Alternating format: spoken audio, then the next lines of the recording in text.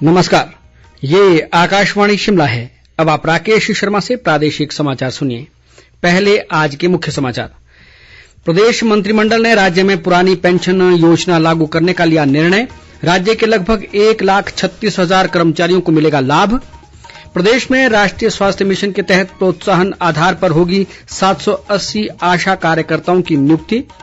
मुंबई में आयोजित pharma expo में राज्य सरकार ने 2,100 करोड़ रुपए से अधिक के 17 समझौता ज्ञापन किए हस्ताक्षरित।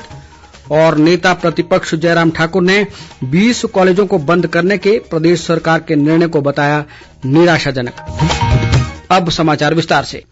प्रदेश में पुरानी पेंशन योजना लागू हो गई है। इससे राज्य के लगभग 1,36,000 कर्मचारी लाभान्वित होंगे। मुख्यमंत्री सुखविंदर सिंह सुक्खू की अध्यक्षता में आज शिमला में आयोजित प्रदेश मंत्रिमंडल की बैठक में ये निर्णय लिया गया। अब भविष्य में सरकारी सेवा में नियुक्त होने वाले कर्मचारी भी पुरानी पेंशन व्यवस्था में आएंगे। मंत्रिमंडल के फैसले के मुताबिक कर्मचारियों को अब जीपीएफ के अंतर्गत लाया जाएगा और नियमों में आवश्यक संशोधन के बाद एनपीएस में सरकार और कर्मचारियों द्वारा जारी अंशदान इस वर्ष 1 अप्रैल से बंद हो जाएगा। पुरानी पेंशन योजना लागू करने पर सरकार वर्ष 2023-24 में 1,000 करोड़ रुपए अतिरिक्त खर्च करेगी।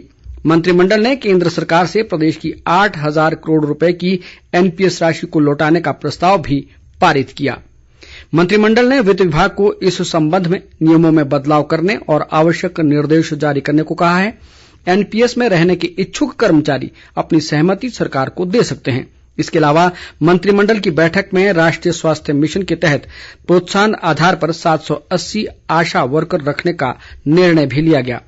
बैठक में 1 से 8वीं कक्षा में पढ़ने वाली सभी लड़कियों और अनुसूचित जाति, अनुसूचित जनजाति व बीपीएल परिवारों के लड़कों को प्रत्यक्ष लाभ अंतरण के माध्यम से 600 रुपये प्रति विद्यार्थी हस्तांतरित करने को भी मंजूरी प्रदान की गई।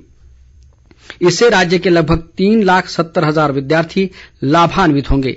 मंत्रिमंडल ने हिमाचल प्रदेश लोकतंत्र प्रहरी सम्मान अधिनियम 2021 और हिमाचल प्रदेश लोकतंत्र प्रहरी सम्मान नियम 2022 को निरस्त करने सहित अन्य महत्वपूर्ण निर्णय भी लिए। मुंबई में आयोजित देश के सबसे बड़े फार्मा एक्सपो में हिमाचल प्रदेश सरकार ने 2,110 करोड़ रुपए के निवेश आशय के 17 समझौता ज्ञापन हस्ताक्षरित किए हैं। मुख्यमंत्री सुखविंदर सिंह सुक्खू ने आज शिमला में ये जानकारी दी। उन्होंने निवेशकों द्वारा राज्य में निवेश के लिए इच्छा जाहिर करने पर प्रसन्नता व्यक्त करते हुए कहा कि प्रदेश सरकार निवेशकों को पूर्ण सहयोग प्रदान करने के लिए प्रतिबद्ध है। मुख्यमंत्री ने कहा कि निवेशकों को प्रस्तावित परियोजनाओं को समयबद्ध पूरा करने के लिए हर संभव सहायता दी जाएगी ताकि हिमाचल को निवेश के लिए बेहतर गंतव्य के रूप में उभारा जा सके। हिमाचल प्रदेश देश का एकमात्र ऐसा राज्य है जहां ऊना में 1,405 एकड़ में बल्क ड्रग पार्क और 300 एकड़ क्षेत्र में नालागढ़ में मेडिकल डिवाइस पार्क स्थापित किया जा रहा है। उद्योग मंत्री हर्षवर्धन चौहान ने कल फार्मा लाइव एक्सपो में हिमाचल पैवेलियन का शुभारंभ किया। इस अवसर पर उन्होंने कहा कि प्रदेश में 630 से अधिक फार्मा निर्माण कंपनियां कार्यशील हैं। मुख्यमंत्री सुखविंदर सिंह सुक्खू ने मस्कुलर डिस्ट्रॉफी बीमारी से पीड़ित हमीरपुर जिला में बड़सर क्षेत्र के 14 वर्षीय बच्चे के उपचार के लिए हर संभव वित्तीय सहायता प्रदान करने के निर्देश दिए हैं।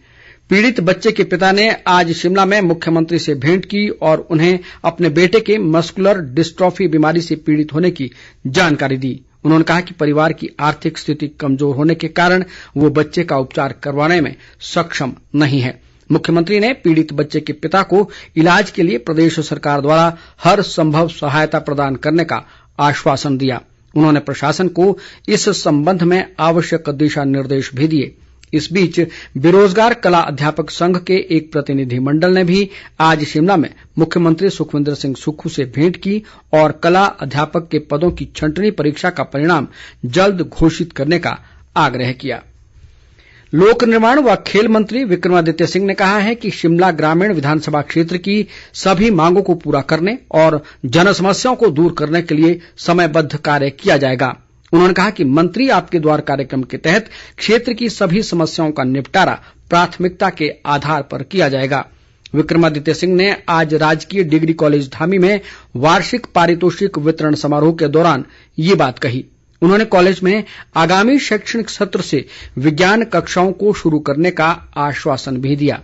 इस बीच विक्रमादित्य सिंह ने शिमला के ऐतिहासिक रिज मैदान पर नाबार्ड द्वारा अंतर्राष्ट्रीय महिला दिवस के उपलक्ष्य पर आयोजित 5 दिवसीय प्रदर्शनी के समापन अवसर पर शिरकत की।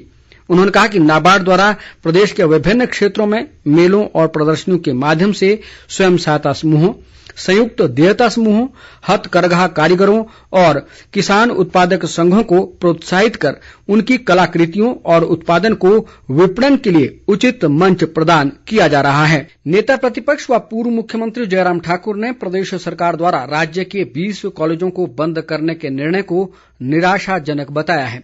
शिमला से जारी एक बयान में उन्होंने कहा कि पूर्व भाजपा सरकार ने जनता की मांग पर प्रदेश में नए संस्थान खोले थे और कांग्रेस सरकार ने सत्ता में आते ही इन संस्थानों को बंद करने का काम किया, जो जनता की भावना का अनादर है। जयराम ठाकुर ने कहा कि उन्होंने मुख्यमंत्री सुखविंदर सिंह सुक्खू से सरकारी संस्थानों को बंद करने के मुद्दे पर दूरभाष पर बातचीत भी की है। नेता प्रतिपक्ष ने कहा कि उन्होंने मुख्यमंत्री से अपने निर्णय पर पुनर्विचार करने का आग्रह किया। बिलासपुर जिला के कुनाला में आज एक निजी बस दुर्घटना में एक युवती की मृत्यु हुई है, जबकि करीब 40 यात्री घायल हुए हैं। ये बस चंडीगढ़ से मनाली जा रही थी। घायलों को बिलासपुर अस्पताल में उपचार के लिए भर्ती किया गया है। मुख्यमंत्री सुखविंदर सिंह सुक्खू और उप मुख्यमंत्री मुकेश अग्निहोत्री ने इस दुर्घटना पर गहरा दुख व्यक्त किया है। उन्होंने घायलों के शीघ्र स्वास्थ्य लाभ की कामना की है और जिला प्रशासन को घायलों के समुचित उपचार व प्रभावितों को तुरंत राहत प्रदान करने के निर्देश दिए हैं। मुख्यमंत्री के राजनीतिक सलाहकार सुनील शर्मा बिट्टू ने वैज्ञानिकों और शिक्षाविदों से विद्यार्थियों के साथ नियमित रूप से सीधा संवाद करने का आग्रह किया है। उन्होंने कहा कि इससे बच्चों में विज्ञान व शोध के प्रति रुचि बढ़ेगी। सुनील शर्मा आज राजकीय स्नातकोत्तर महाविद्यालय हमीरपुर में mathematics in space and allied sciences विषय पर आयोजित अंतर्राष्ट्रीय सम्मेलन के उद्घाटन सत्र को संबोधित कर रहे थे। उन्होंने कहा कि प्रदेश सरकार शिक्षा व स्वास्थ्य जैसे महत्वपूर्ण क्षेत्रों को विशेष प्राथमिकता दे रही है और इनके लिए पर्याप्त बजट प्रावधान किया जा रहा है। 2 दिवसीय इस सम्मेलन में DRDO, IIT, NIT और अन्य शिक्षण संस्थानों से लगभग 200 वैज्ञानिक व शिक्षाविद भाग ले रहे हैं। नई दिल्ली के पार्लियामेंट सेंट्रल हॉल में आयोजित राष्ट्रीय युवा संसद उत्सव में किन्नौर जिला के राजकीय महाविद्यालय रिकांगपिओ की छात्रा नैन्सी ने भी भाग लिया। जिला युवा अधिकारी अतुल शर्मा ने बताया कि युवा संसद में देश भर के 85 युवा प्रतिभागियों ने हिस्सा लिया। उन्होंने कहा कि नैन्सी ने युवा संसद में भाग लेकर जिला व प्रदेश का नाम देश भर में रोशन किया है। वहीं नैन्सी ने अपने अनुभव साझा करते हुए बताया कि युवाओं को इस तरह के कार्यक्रमों में बढ़ चढ़कर भाग लेना चाहिए ताकि वे अपने व्यक्तित्व का पूर्ण विकास कर सकें। उन्होंने विशेष सहयोग के लिए नेहरू युवा केंद्र और राजकीय महाविद्यालय रिकांगपिओ का आभार जताया। विधायक इंद्रदत्त लखनपाल ने कहा है कि प्रदेश सरकार शिक्षा के क्षेत्र में व्यापक सुधार और बच्चों को गुणवत्तापूर्ण शिक्षा प्रदान करने के लिए वचनबद्ध है। ये बात आज उन्होंने हमीरपुर के एक निजी विश्वविद्यालय में 2 दिवसीय वार्षिक खेलकूद प्रतियोगिता के शुभारंभ अवसर पर कही। इंद्रदत्त लखनपाल ने कहा कि खेलकूद गतिविधियों से विद्यार्थियों के व्यक्तित्व का सर्वांगीण विकास सुनिश्चित होता है और वे नशे जैसी बुराइयों से भी दूर रहते हैं। उन्होंने ग्रामीण क्षेत्र के युवाओं को उच्च व व्यावसायिक शिक्षा उपलब्ध करवाने के लिए संस्थान के प्रयासों की सराहना की। खेलों को बढ़ावा देने के लिए राजकीय महाविद्यालय सोलन द्वारा ठोडो मैदान में 1 दिवसीय खेलकूद प्रतियोगिता का आयोजन किया गया। प्रतियोगिता में महाविद्यालय के 500 से अधिक विद्यार्थियों ने भाग लिया। महाविद्यालय के उप प्रधानाचार्य राजेंद्र वर्मा ने बताया कि खेलो इंडिया के माध्यम से विद्यार्थियों में खेलों के प्रति खासा उत्साह देखा जा रहा है।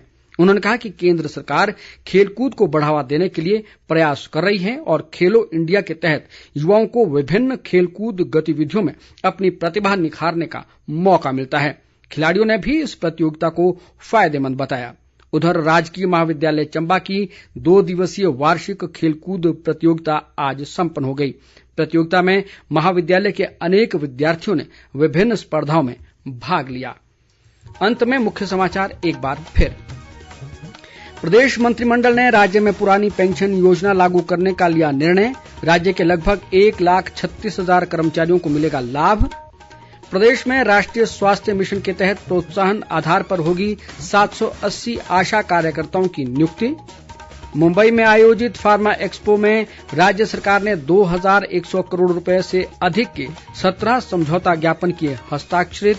और नेता प्रतिपक्ष जयराम ठाकुर ने 20 कॉलेजों को बंद करने के प्रदेश सरकार के निर्णय को बताया निराशाजनक।